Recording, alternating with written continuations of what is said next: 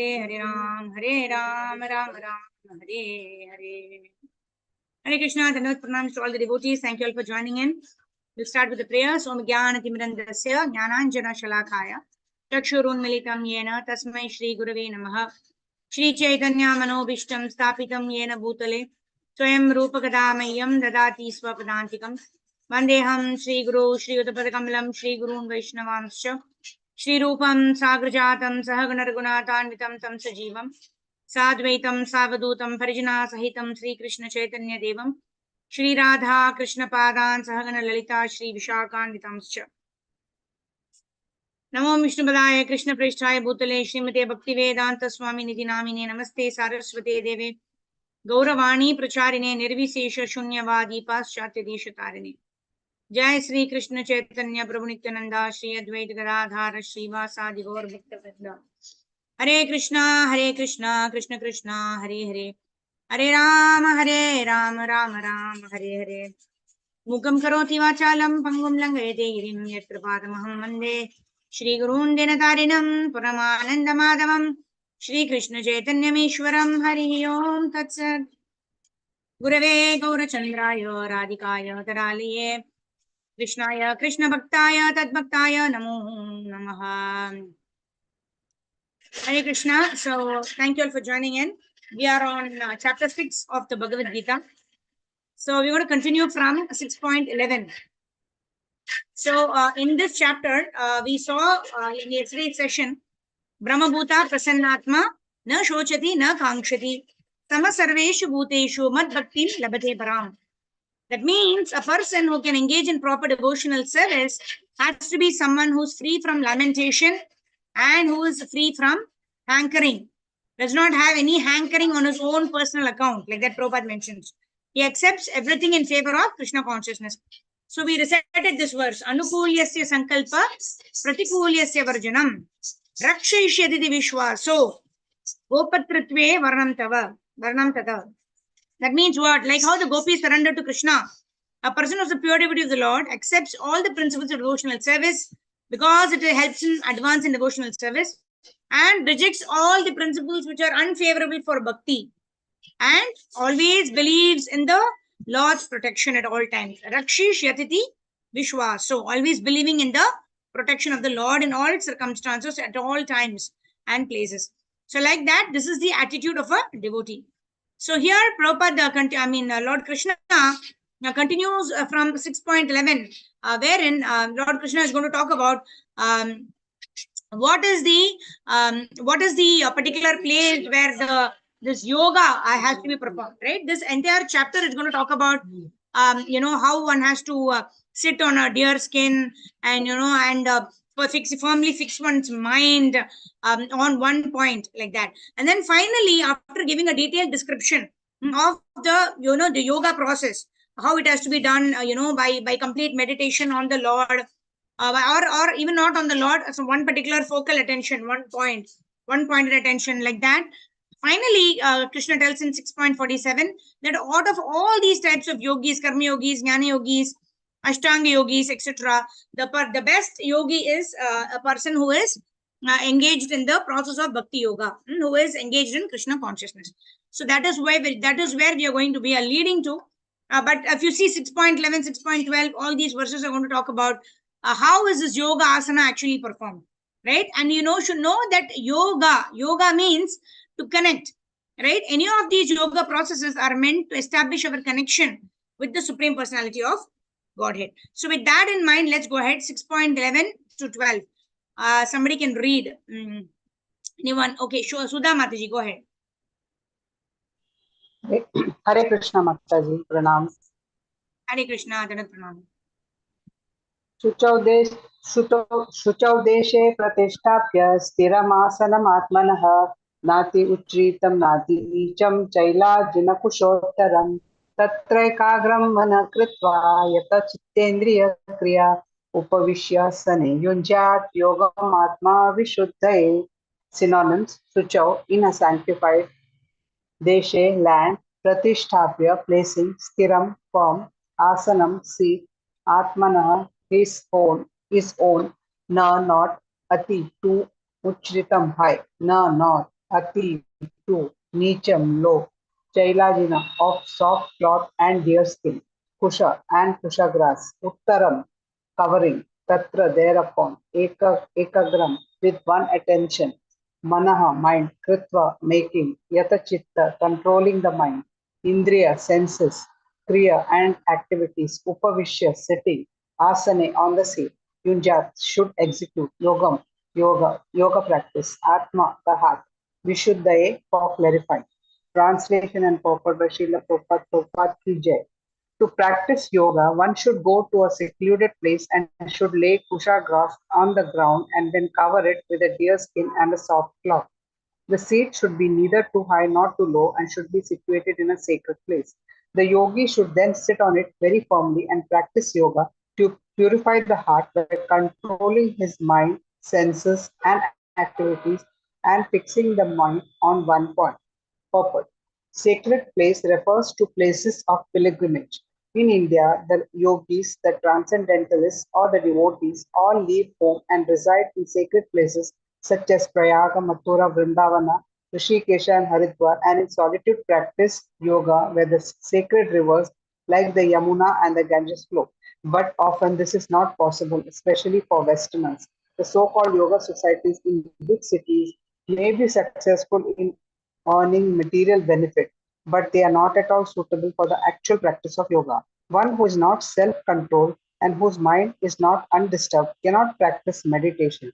Therefore, in the Brihan Naradiya Puran, it is said that in Kali Yuga, the present Yuga or age, when people in general are short lived, slow in spiritual realization, and always disturbed by various anxieties, the best means of spiritual realization is chanting the holy name of the Lord.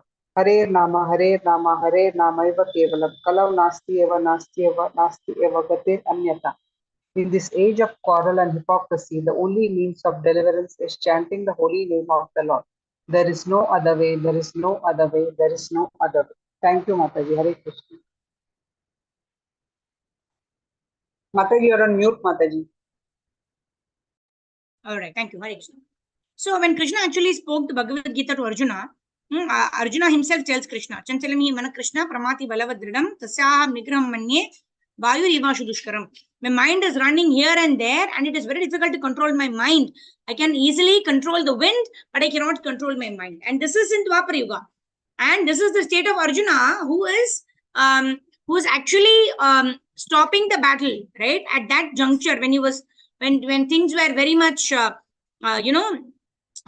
they say tension, because war is about to begin and everybody is surcharged, to fight in the war. You need to have a certain amount of passion, etc. At that point, at that high juncture, Arjuna decides that I'm not clear what I should do. Let me ask my spiritual master. So generally we say we don't have time, right? We don't have time now. Later on when I'm stress free, that time I will come and purchase a Bhagavad Gita or I will hear Bhagavad Gita. But you should understand that Arjuna actually took up this teaching of Bhagavad Gita at the high point of stress, when about a war which is going to determine his future, either his life or death. Either he's going to die in the war or he's going to live and rule the kingdom. In that situation also, he decided that I'm going to follow the right path. I'm going to first find out what is correct and only then follow it. Right? So here in the purport, Prabhupada very beautifully says, Krishna is talking about how one should focus one's mind on one point. In this way, one should sit in a straight way, close the eyes, but not go to sleep. Little bit it should open. Eye should be open, like that and all. Krishna is telling, that one should go to a sacred place and do all that.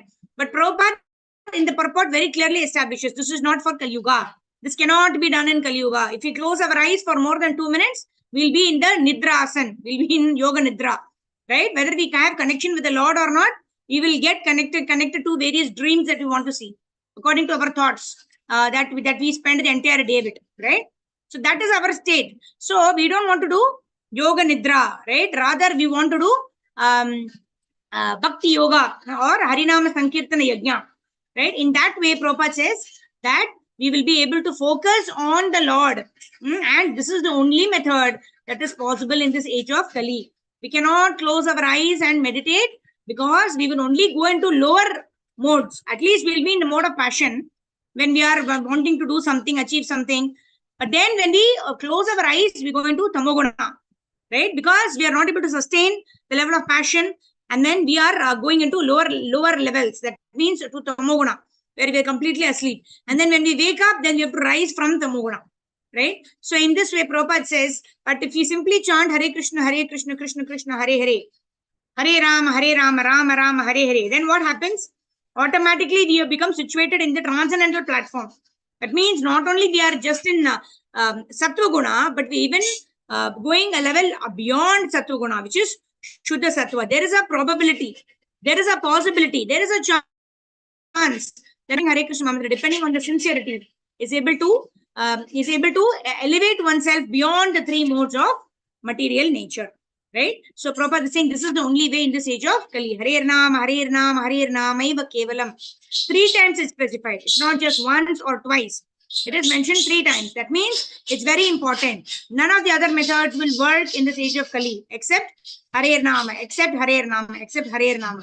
There is no other way. There is no other way. There is no other way. So that is what is mentioned by Prabhupada in the purport, just removing our complete ambiguity. The next couple of verses, there's going to be a lot of description about the yoga process. Understand that this method that is prescribed here is for one rare soul, right? In this Kali Yuga, who's able to maintain one's equanimity, right? Brahma Bhuta Prasannatma na shochati na kankshati. At that stage, if somebody is there, even if one loses its entire property, but does not grieve for it, he is able to maintain the equanimity. In Kali Yuga also, if there is such a person, then this method is for such a person. But for the general population of Kali Yuga, it is Harinama Sankirtana. Okay, let's move forward. Text number 13 to 14. Harjeet Mataji, go ahead. Hare Krishna, Mataji, Dandavat Pranam. Hare Krishna, Dandavat. Mataji, could you please read the shloka? Okay. Samam kaya shiro grivam dharayan achalam stiraha samprikshya nasikagram swam dishaschanavalokayan prashantatma vigathabhir brahmachari vrate stitah manah samyamya machitto yukta asita matparaha. So when we read the translation, we will get to know more and more how we cannot practice this. That is why we are reading all of this. That not only is it theoretically mentioned, it is not possible in the age of Kali, but when we read this, somebody who's having unagitated, subdued mind, which is completely devoid of fear, half the time we are in fear, or sometimes we are in anger, because we are expecting something. Before that, we are fearful whether our desire be fulfilled or not. When our desire is not fulfilled, we are filled with anger. So there is never a time when we are completely free from fear or anger, isn't it? So some more internal realizations we can get how we cannot practice this in this age of Kali. Yeah, go ahead, Mataji. Hare Krishna. Synonyms: Samam, state; Kaya, body; Shira, head; Grivam, and neck; Dharaya, holding; Achalam, unmoving; Shitira, still; Sapeksha, looking; Nasika, of the nose; Agaram, at the tip; Swam, on; Disha, on all slides; Cha, also; Anavalokam, not looking; Prashanta, unagitated; Atma, mind; Vijata, devoid of fear; Brahmachari vrate, in the vow of celibacy; Stita, situated; Mana, mind; Samyam, completely subduing; Mat, upon me; Krishna, Chitta, concentrating the mind; Yuktaha, the actual yogi; Asita, should sit; Mat, me; Para, the ultimate goal. Translation: one should hold one's body, neck, and head erect in a straight line and stare steadily at the tip of the nose. Thus, with an unagitated, subdued mind, devoid of fear, completely free from sex life, one should meditate upon me within the heart and make me the ultimate goal of life. Purport: the goal of life is to know Krishna, who is situated in Mataji, could you please scroll up a little bit? It's already scrolled up, Mataji. No. The goal of life is to know Krishna, who is situated within the heart In the heart of everyone, every living being as Paramatma, the four-handed Vishnu form. The yoga process is practiced in order to discover and see this localized form of Vishnu and not for any other purpose. The localized Vishnu Murti is the plenary representation of Krishna dwelling in within one's heart. One who has no program to realize this Vishnumurti is uselessly engaged in yoga practice and is certainly wasting his time. Krishna is the ultimate goal of life, and the Vishnumurti situated in everyone's heart is the object of yoga practice. To realize this Vishnumurti within the heart, one has to absorb completely abstinence from sex life. Therefore, one has to leave home and live alone in a secluded place, remaining seated as mentioned above. One cannot enjoy sex with life daily at home or elsewhere and attend so-called yoga class and thus become a yogi. One has to practice controlling the mind and avoiding all kind of sense gratification of sex life, which is a chief. In the rules of celibacy written by the great sage Yagna Valka, it is said the vow of brahmacharya is meant to help one completely abstain from a sex indulgence in work, words, and mind at all times, under all circumstances, and in all places. No one can perform correct yoga.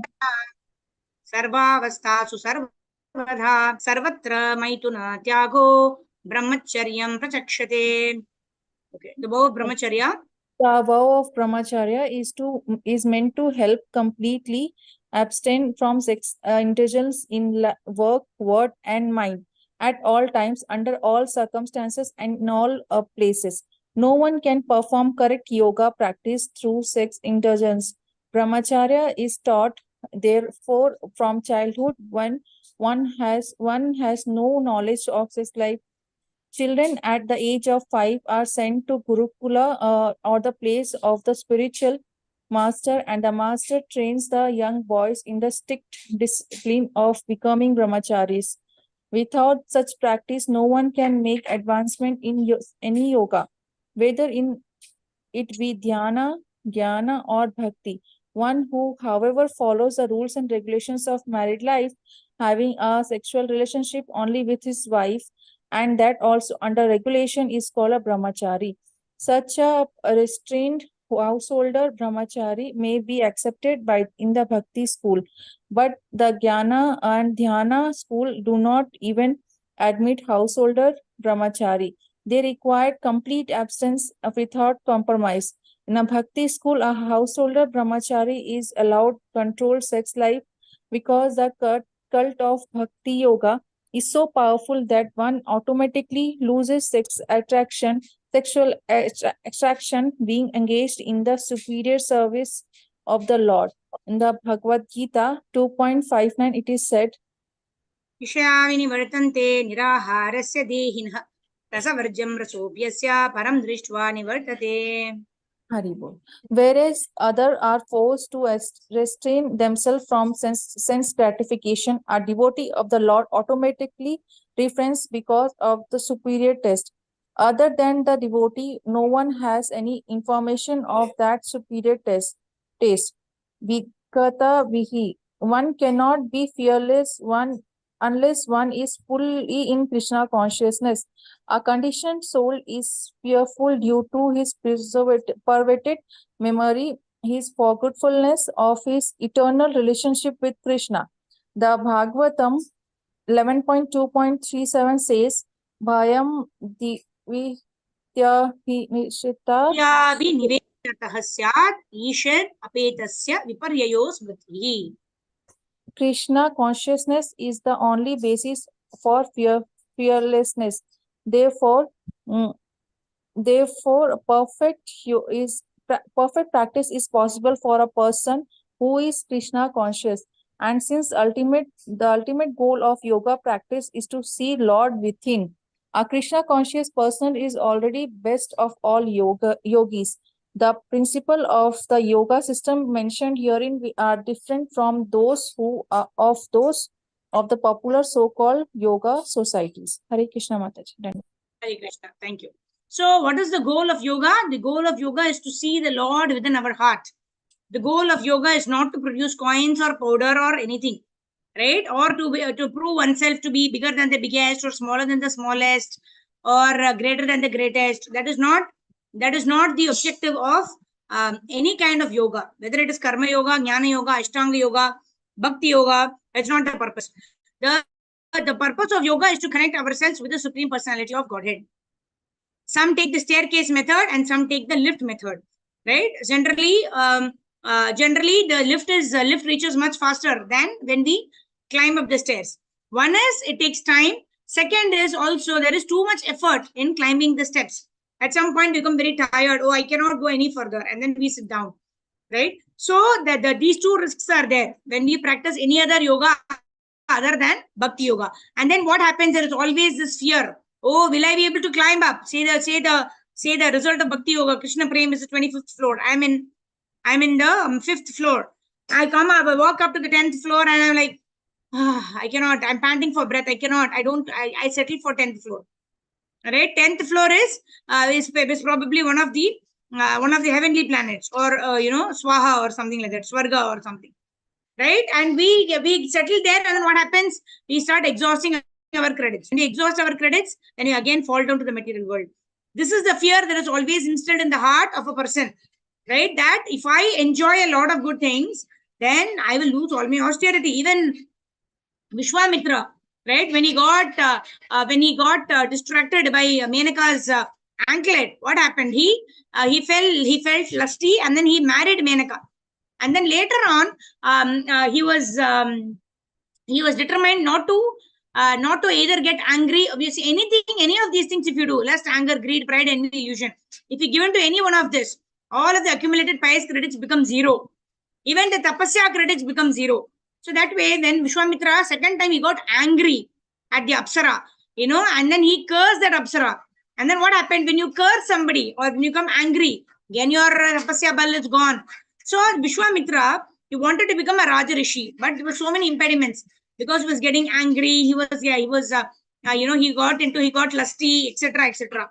So this fear is always there. Oh, will I fall down because of some external circumstances? Who can be fearless then? Everybody is fearful in this material world because we don't know what is going to happen in the next moment, isn't it?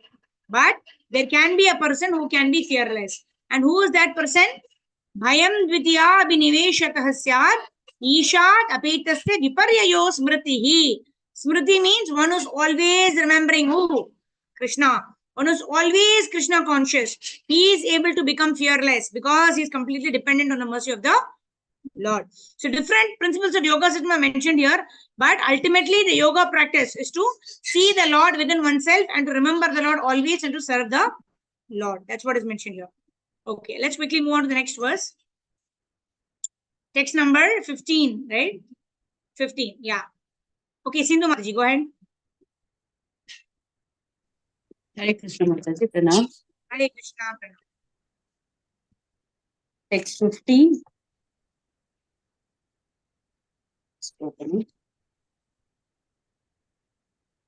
युञ्जनेवं सदात्मानं योगी नियतमानसः शान्ति निर्वाण परमां मत्संस्थम् अधिगच्छति. Synonyms of word translation? Yeah. Synonyms: Yunjan, practicing, evam, as mentioned above, sada, constantly, atmanam, body, mind, and soul, yogi, the mystic transcendentalist, niyata manasaha, with a regulated mind, shantim, peace, nirvana, paramam, cessation of material existence, mat, samstam, the spiritual sky, the kingdom of God, adhigachati, does attain. Translation and purport by His Divine Grace, Srila Prabhupada ki jai. Thus practicing constant control of the body, mind, and activities, the mystic transcendentalist, his mind regulated, attains to the kingdom of God or the abode of Krishna by cessation of material existence. Purport: the ultimate goal in practicing yoga is now clearly explained. Yoga practice is not meant for attaining any kind of material facility. It is to enable the cessation of all material existence. One who seeks an improvement in health or aspires after material perfection is no yogi according to the Bhagavad Gita, nor does cessation of material existence entail one's entering into the void, which is only a myth. There is no void anywhere within the creation of the Lord. Rather, the cessation of material existence enables one to enter into the spiritual sky, the abode of the Lord. The abode of the Lord is also clearly described in the Bhagavad Gita as that place where there is no need of sun, moon, or electricity. All the planets in the spiritual kingdom are self-illuminated like the sun in the material sky. The kingdom of God is everywhere, but the spiritual sky and the planets thereof are called Paramdhama or superior abodes. A consummate yogi who's perfect in understanding Lord Krishna, as is clearly stated herein by the Lord himself, Mat Chitta Mat Paraha Mat Sthanam, can attain real peace and can ultimately reach a supreme abode, Krishna Loka, known as Golok Vrindavana. In the Brahma Shamhita 5.37, it is clearly stated, Goloka eva nivashati akilatma bhutah. The Lord, although residing always in his abode called Goloka, is the all-pervading Brahman and the localized Paramatma as well by dint of his superior spiritual energies.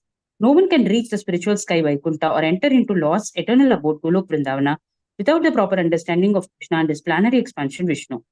Therefore, a person working in Krishna consciousness is a perfect yogi because his mind is always absorbed in Krishna's activities.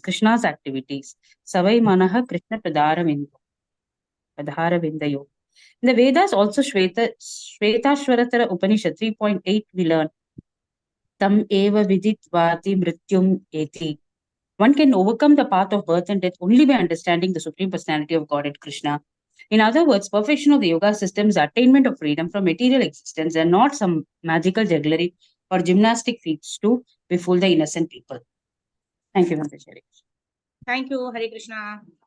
Yeah. So what is the perfection of the yoga system? Clearly defined by Prabhupada in one line. The perfection is not to attain material siddhis. The perfection is not to attain material success. The perfection is not to become higher than the highest, bigger than the biggest, not to become very, very small in size or become very, very big in size, right? We see that devotees also acquire such things, right? We see Hanuman, how he was told by Jambavan that you have a lot of powers, right?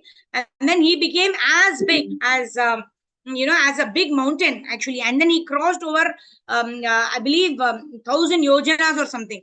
And he directly went into Lanka. And then when he was just traveling, there was this demon called Simhika.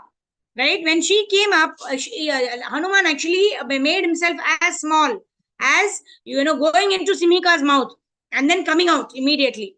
So like that, these siddhis automatically come to a devotee. But a devotee is not interested in getting these siddhis because he knows that this is not the goal of my devotional service. Right? Although Krishna is willing to give everything to a devotee, right? Krishna will give everything to a person who's praying to him for anything and everything, provided he is sincere. But one thing Krishna will not give easily. And what is that? Krishna will not give Krishna prema. Why? Because Krishna becomes controlled by the devotee who has having Krishna prema, who's having love for Krishna.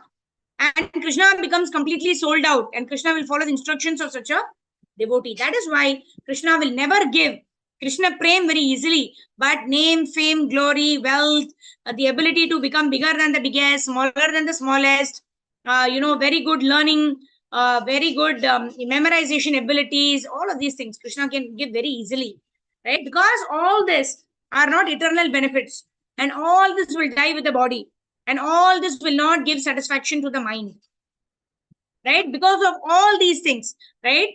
Krishna gives it very easily because Krishna is not controlled by it, right?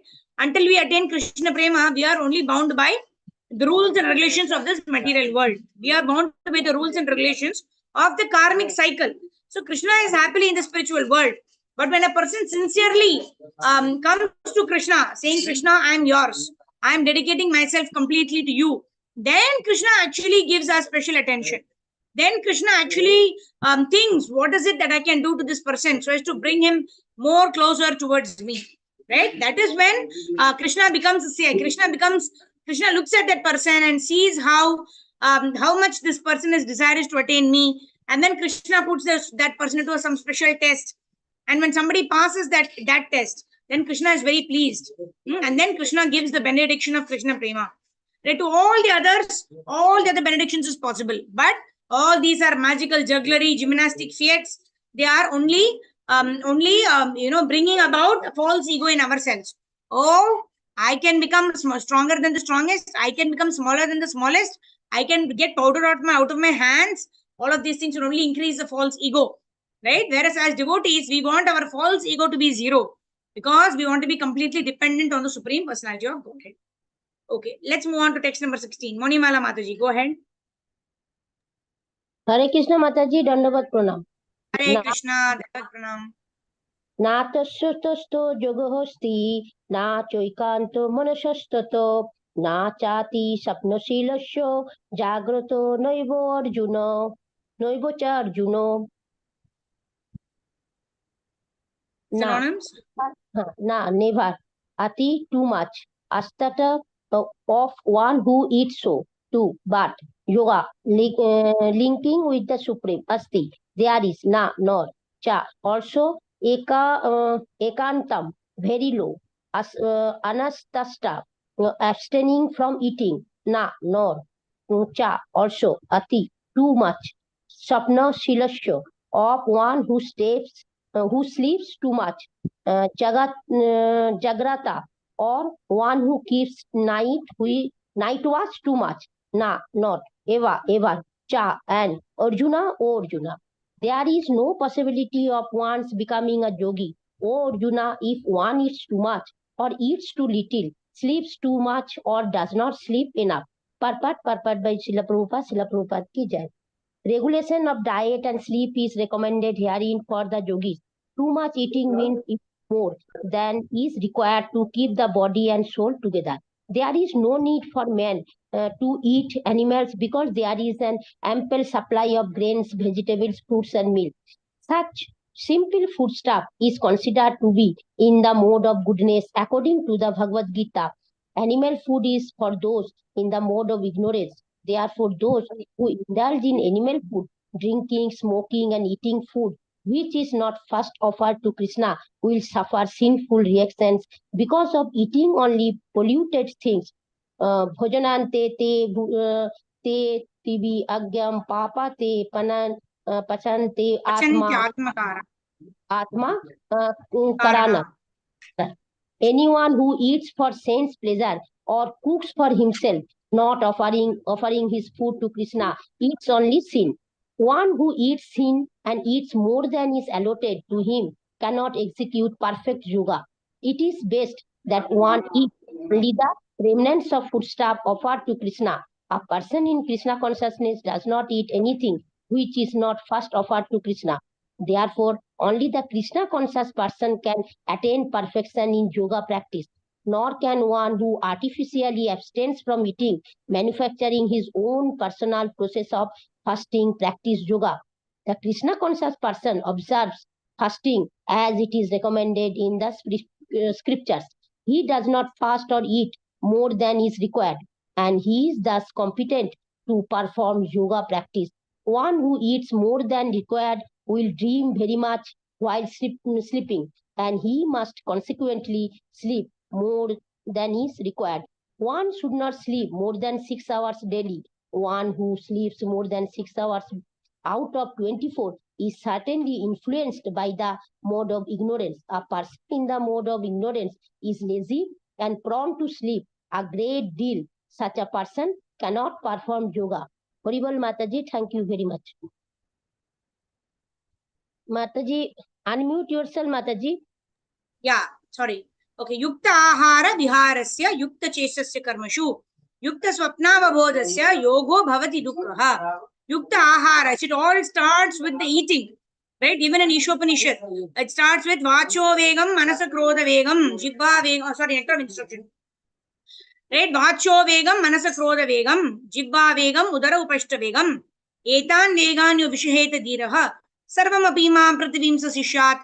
Right? So it all starts with starting to control the tongue, right? And the tongue has two properties. One is to taste and one is to vibrate. So what are we going to do? What are we talking about here? Here we are talking about the function of the taste of the tongue, right? So because initially when we control the tongue, what happens? We will not overeat. So we are controlling the belly. And then what happens? We will not agitate our sense organs. So in that way, our sex activities and all the other activities of recreation, entertainment also, work also will be regulated. So eating, sleeping, mating, defending, all of these four have to be done, but they have to be regulated in order to achieve certain higher purposes in life. That's why Krishna says, Param Drishtva Nivartate.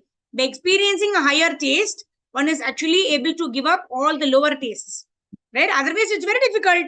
Why would I give up something, right? Why the whole world is enjoying? Why should I give up that, right? Why should I give up something that gives enjoyment? Why? Because in anticipation of experiencing a higher taste. Like, for example, I have an exam tomorrow. I have a maths exam. I don't like maths. Okay, there is a nice movie that's going on. Okay, of course, movie is not an allurement now, because in YouTube, whenever you want, you can watch any movie, right? At least in my days, when I used to study in school, there used to be only this TV channel, Doordarshan. Whenever the movie comes there, that time only you have to watch. And always, I have found that the day, the next day's exam, the previous day only, very nice movie will be coming on the television. And then you have to make a choice, right? Right now, there is so much of distraction that even if you're not distracted by one particular thing, if you try to control, like for example, I used to think, okay, after my exam, I will go for a movie. So let me skip the movie today. After the exam, I will go for a movie. So what is that? Delayed gratification. So there is a proven experiment on this, right? When small children, they were given marshmallows. It's a kind of a sweet, right? They were told that if you don't eat it for 1 hour, you will get one more, right? So some of the children, they said, I don't want to, right? I cannot control my scent organs. Let me have it. So 1/4 ate that time only. Okay. Another couple of children. Okay. They said, no, I want to. They were sitting like that, looking at the chocolate, looking at the marshmallow. They were just looking 5 minutes, 8 minutes, 10 minutes, 15 minutes. And they were thinking, no, yeah, I cannot control any further. I have to have it. Oh, no, like that they had it. Right? And the remaining 4 or 5, right? Those people who were there, what did they do? They were not sitting and looking at that marshmallow. They left that place and then they were doing some singing activities. They were doing some dancing activities. They distracted themselves by doing some other activity. And in this way, what happened? They could take their mind off this marshmallow. So when they did all these activities, they were tired also. They were enjoying also. They were feeling blissful also. Later on, they didn't know when that 1 hour already passed. And then they were called with the teacher. Okay, 1 hour is already over. You can come and have 1 + 1 marshmallow. And those students were so happy. Those for the 4 or 5 children or whatever is the number. For that reason, the scientists, what did they do? They actually made note of these 4 or 5 children and actually studied their entire life, their teenage, their youth, their, their going for work, etc. The entire, their work life and all that. They realized that those people who were able to control or at least delay their gratification, right? They did not control. They didn't say that, okay, no, I'm not going to have chocolate. They're not sannyasis. They didn't want to become a sannyasi. What did they do? Okay, now I will get a better benefit if I wait for half an hour. So I will do something else. And they got 1 + 1 more. That's exactly what we are doing. Right? We all want to enjoy. It's not that devotees don't want to enjoy. They will unnecessarily cause some harm to themselves. No, we are not fools, right? In fact, Krishna says the devotees are the most intelligent people because they strive for something that is eternal. The bliss that is attained out of devotional service is eternal, right? Whereas the bliss that is attained by probably having a samosa or on the day of austerity, when we are trying to fast, that time only somebody comes and gives us a gulab jamun, right? For us to say no is very difficult, right? But I know that I'm going to please Krishna if I follow this Ekadashi Vrata. Gulab jamun can wait in the fridge. Tomorrow I can have it, isn't it? Where the gulab jamun is going to run away. Our share of gulab jamun, Krishna will give us, right? It is not that I have to jump at it now and grab and have it. Right? So, Param Drishtva Nivartate, experiencing a higher taste. I am going to please Krishna by following Ekadashi Vrata today. Tomorrow I can have gulab jamun, right? At least you should be grateful. I don't have diabetes or some disease that I cannot have gulab jamun at all. There are many people who don't have gulab jamun, right? For the purpose of living healthy, they sacrifice gulab jamun, right? Similarly, those of us who don't have diabetes or who are relatively healthy, in order to have a long life in the service of the Lord, we try to give up these things, right? Even if we cannot think so much long, at least we can fast on Ekadashi. Tomorrow I will have at least little bit we have to control our senses. And when we slowly practice this, day in and day out, then it becomes easy to control the senses, right? I always tell this pastime or this example given by Radhanath Maharaj. He always talks about a good dog and a bad dog. The more we are saying yes to the good dog, the more louder the good dog will bark. That means, yes, you should not have it on Ekadashi. Tomorrow you can have it. Or better still, don't have the gulab jamun, right? There are so many other healthy food. Like that, the good dog will bark so much that we'll take a healthy choice. Otherwise, if I think, okay, fine, one Ekadashi, 52 Ekadashis are there. No, 12 into 2, 24. 24 Ekadashis are there in a year. What if I just miss one? Doesn't matter, right? If we think like that, then what happens? We are feeding the bad dog, and then becomes more difficult for us to practice austerity, right? It is all what we feed our mind. What is important to us is what we feed our mind, and what is important to us is determined by what we study, what we see, what we hear. That determines our priority, right? Our intelligence will determine what is important for us.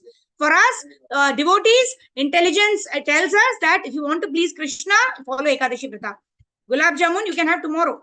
Gulab jamun you need not have, right? There are so many other things which will give you pleasure other than this gulab jamun.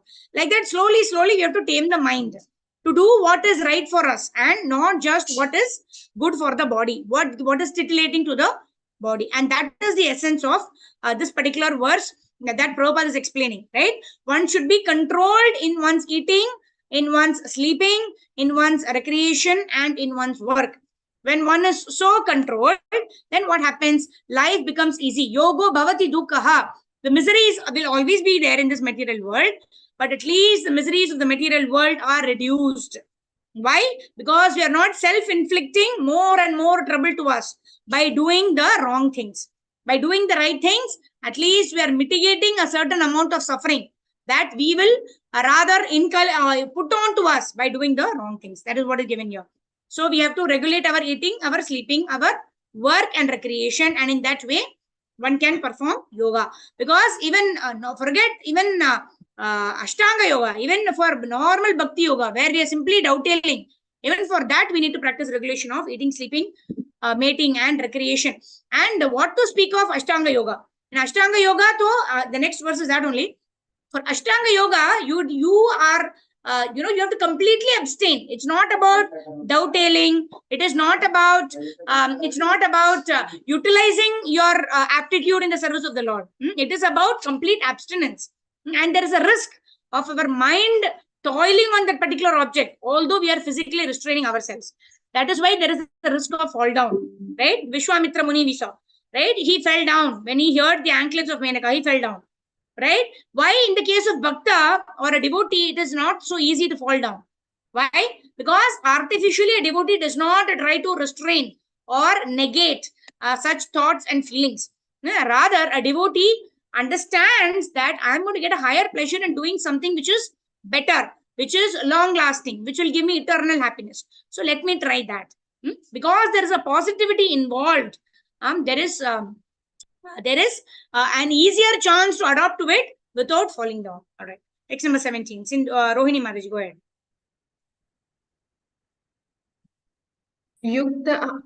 युक्ताहार विहारस्य युक्त चेतस्य कर्मसु युक्त स्वप्नावबोधस्य योगो भवति दुःखः. Yukta regulated ahara eating, viharasya recreation, yukta regulated cheshtasya of one who works for maintenance, karmasu in discharging duties, yukta regulated swapna avabodhasya sleep and wakefulness, yoga practice of yoga, bhavati becomes dukkha diminishing pains. Translation: he who is regulated in his habits of eating, sleeping, recreation, and work can mitigate all material pains by practicing the yoga system. Purport: extravagance is in the matter of eating, sleeping, defending, and mating, which are demands of the body, can block advancement in the practice of yoga. As far as eating is concerned, it can be regulated only when one is practiced to take and accept prasadam, sanctified food. Lord Krishna is offered according to the Bhagavad Gita 9.26. vegetables, flowers, fruits, grains, milk, etc. In this way, a person in Krishna consciousness becomes automatically trained not to accept food not meant for human consumption or not in the category of goodness. As far as sleeping is concerned, a Krishna conscious person is always alert in the discharge of his duties in Krishna consciousness, and therefore any unnecessary time spent sleeping is considered a great loss. Avyartha kala, avyartha kalatvam. A Krishna conscious person cannot bear to pass a minute of his life without being engaged in the service of the Lord. Therefore, his sleeping is kept to a minimum. His ideal in this respect is Srila Rupa Goswami, who was always engaged in the service of Krishna and who could not sleep more than 2 hours a day, and sometimes not even that. Thakura Haridasa would not even accept prasadam, nor even sleep for a moment, without finishing his daily routine of chanting with his beads 300,000 names. As far as work is concerned, a Krishna conscious person does not do anything which is not connected with Krishna's interest, and thus his work is always regulated and is untainted by sense gratification. Since there is no question of sense gratification, there is no material leisure for a person in Krishna consciousness. And because he is regulated in all his work, speech, sleep, wakefulness, and all other bodily activities, there is no material misery for him. Hare Krishna. Okay, Hare Krishna. Thank you. So here Prabhupada is elaborating, right? What we discussed at great length.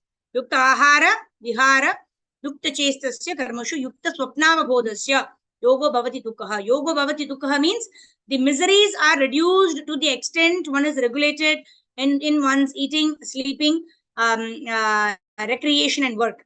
Right? Prabhupada gives the example of Haridas Thakur, who would not eat prasadam, who would not sleep until he completed his 300,000 names of the Lord chanting.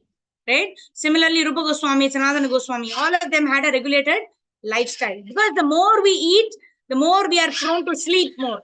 Right? If we overeat, we will sleep more. So all of them are connected to the tongue. That is why we have to control the first step, which is eating.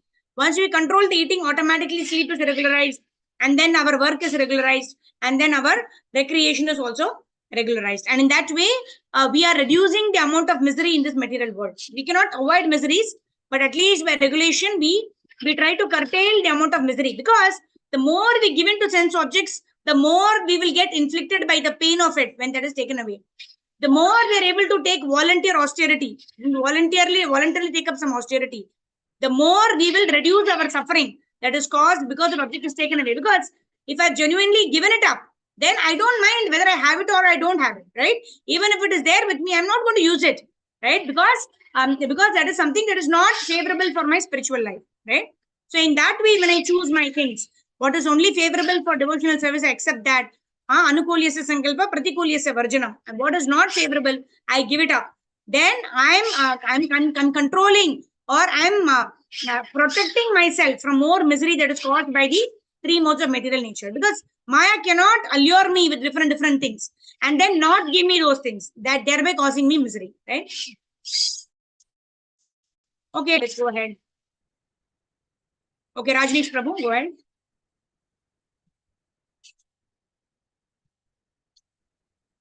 Rajneesh Prabhu, please go Hare ahead. Krishna. Next.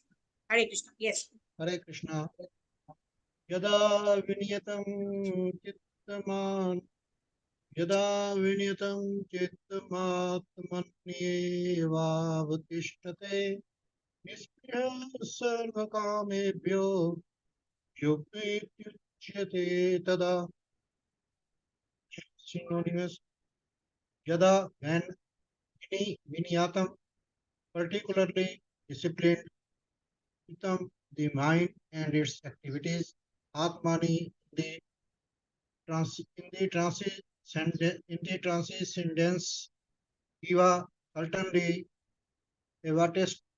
evatistate, becomes situated, nispriha, devoid of desire, sarva, or the all kind of kamebhya, material sense gratification, yukta, well situated in yoga, iti, thus Yukate is said to be tada at that time. Translation and purport by Srila Prabhupada, Shri Prabhupada ki Jai.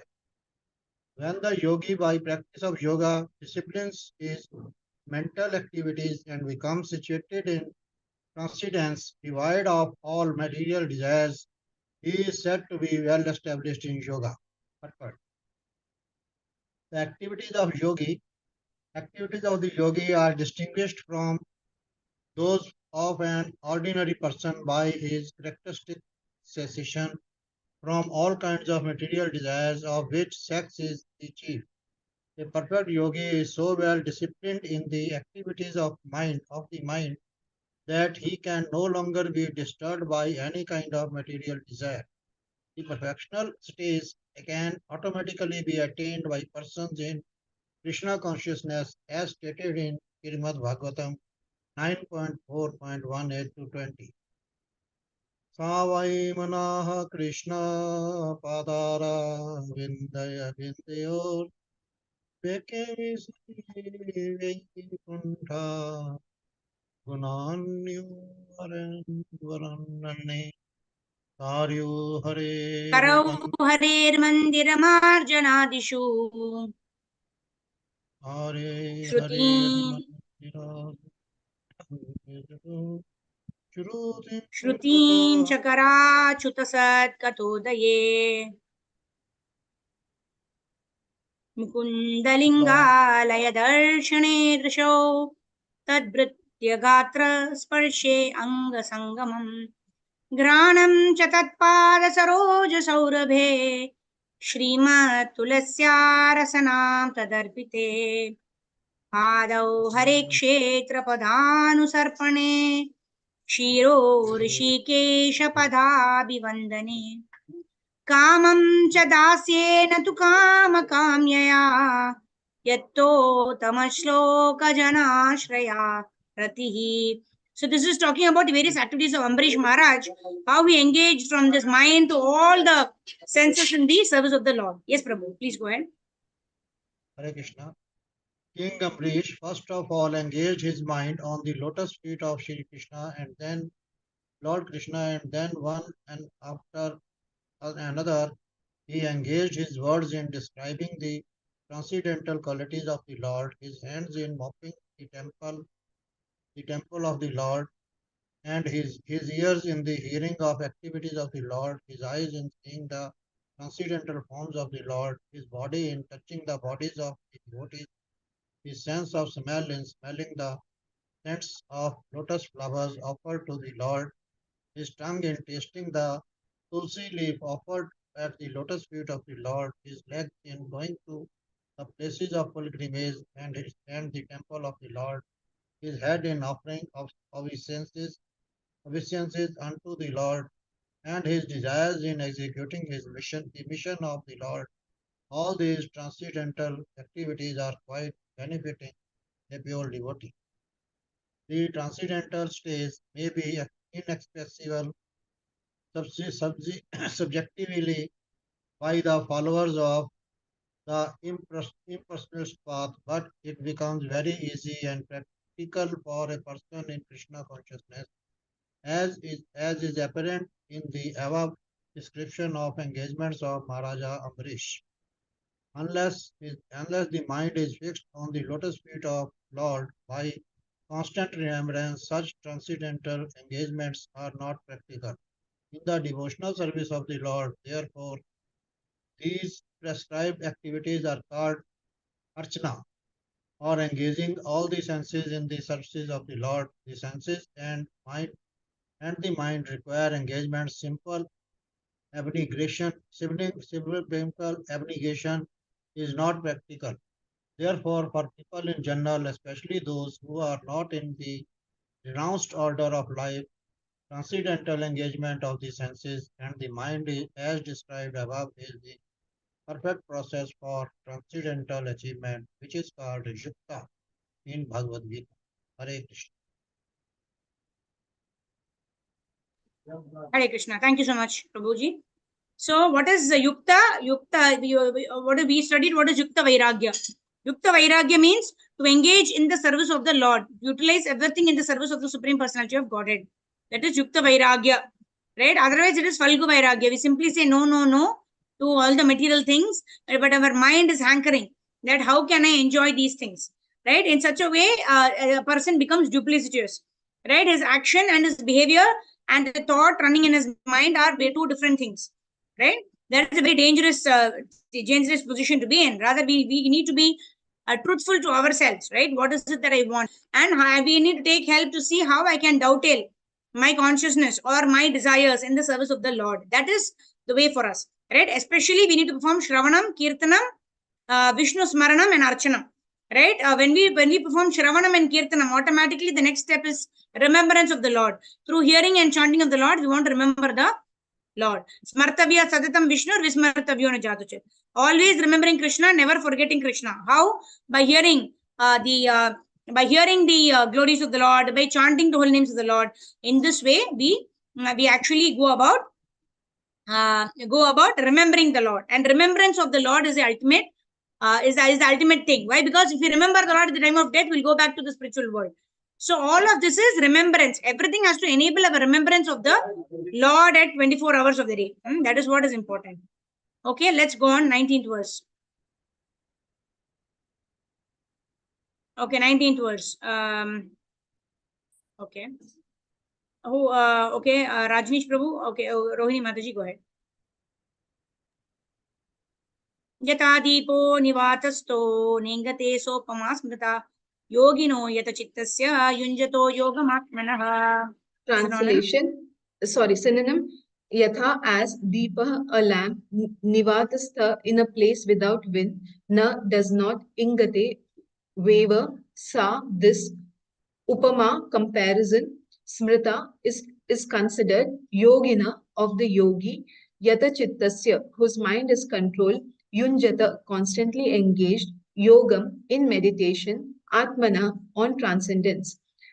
Translation, as a lamp in a windless place does not waver, so the transcendentalist whose mind is controlled remains always steady in his meditation on the transcendent self. Purport, a truly Krishna conscious person always absorbed in transcendence is constant undisturbed meditation on his worshipable Lord, is as steady as a lamp in a windless place. Hare Krishna. Yeah. So we have this lamp these days, right? There is a kind of a glass covering around it. So even when we keep it outside, like we had this program in Kandivali, we had the Gaura Purnima celebration. So we had the deities, we had, had arranged everything. We wanted to perform Aarti, so much of wind was blowing. So that time we had a lamp which was covered with glass, right? Till on top. So what happened when we could light the lamp, it was still glowing. Even though there was huge wind and lot of air. How? Because it's protected by the glass covering. Similarly, if you are protected by Krishna consciousness, then we can remain steady and focused, although there may be disturbing situations around us. Just like the lamp was burning steadily, irrespective of wind. Similarly, although there may be situations which are agitating to the mind, because our mind is focused, the mind is protected by the process of Krishna consciousness, our mind can have one-pointed attention like that. Okay, so I think we will end here. We will start with verse number 20. We will not have a session tomorrow. We will continue on Friday. We'll start with 20 and continue on Friday. Probably by next week, next Friday, we will try to cover the 6th chapter. Let's see how it goes. So devotees can switch on your cameras. Quickly, we'll do 2 minutes Harinam Sankirtan and then we'll end our session. And then if any devotee has a doubt, also you can raise your hands. So today we have enough time actually to take queries also in case there are any.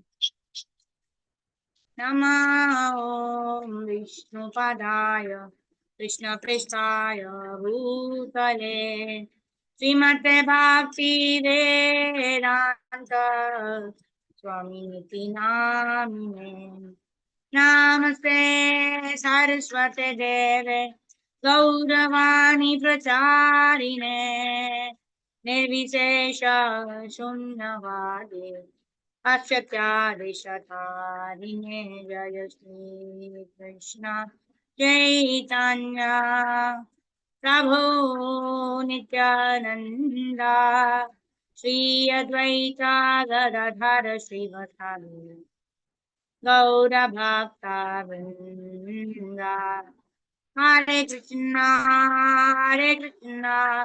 Krishna Krishna, Hare Hare, Hare Rama, Rama Rama, Hare Hare.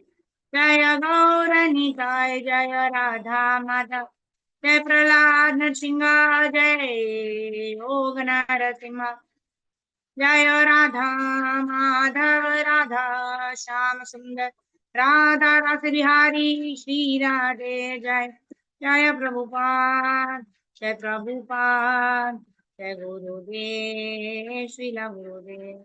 Nitai Gaura Hari Bol, Gaura Hari Bol, Gaura Hari Bol, Nitai Gaura Hari Bol. Nitai Gaur Hari Bol, Hari Bol, Hari Bol, Hari Bol.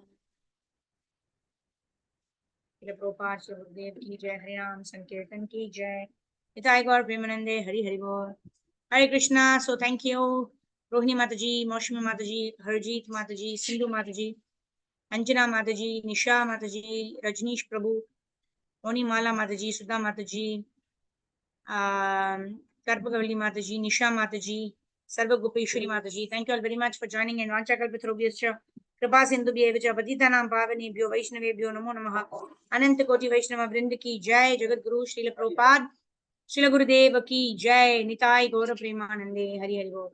Hare Krishna. Thank you very much. So in case of doubts or queries, then devotees can raise your hands. If there aren't any, then we will end our session now. We'll meet tomorrow morning 5 a.m. for the Brahma Muhurta chanting session, and then we will meet for Brahma Muhurta chanting session day after tomorrow also, and then we will meet at 12 o'clock on Friday. Yeah, please note we will do on Friday directly now. Hare Krishna. Dandavat pranam. Srila Prabhupada ki jai. Nitai Gaur Premanande. Hari Hari Bol. Thank you. I don't see any